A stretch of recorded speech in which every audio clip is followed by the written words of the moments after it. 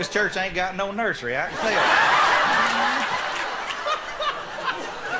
Well, this is mainly supposed to be fun, and I'm glad you're here. And of all the things I remember out of my life in the church, particularly the small country churches, which are such a rich part of my background and tradition, it was the very thing we're here around tonight, the all-day singing and the dinner on the ground.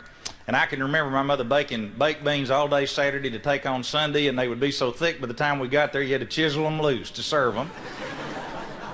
People brought food that you would not believe, and after you ate it you weren't certain. But the all-day singing and the dinner on the ground was part of my great tradition growing up in country churches. My father became a preacher when I was 15 years old and became immediately pastor of a little country Baptist church. We'll ordain anything willing. My dad was pastor of the McKnight Baptist Church, the very first church he ever served, and I remember once in trying to make a big point, he split the pulpit in half. It was actually a little lectern. And he showered down on it with 275 pounds of authority and just split it in half and then punted it right out in front of the front row. Said, I wish somebody around here would build a pulpit to take some preaching, and he was off and gone.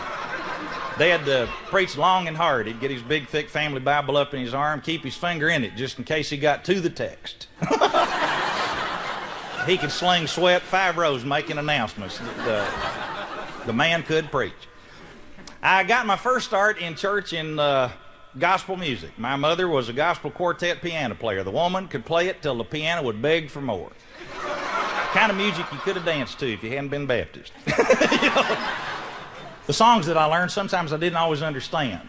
You'd have a song like Rock of Ages that had a word like cleft in it. I didn't know what cleft meant. Then you'd have the Old Rugged Cross, and it had clinging in it, and I didn't know about cleft and clinging. Those were tough things for a 3- and 4-year-old kid. Mother taught me music by rote, and of all the songs my mama taught me, the ones that I especially enjoyed were the ones that talked about the by and by, because by and by I was going to grow up. Wouldn't have to stand at the end of that dumb piano and sing all the time. But it was great fun, and these are some of my favorite special memories from out of my musical childhood, and I think you'll enjoy singing along on some of these.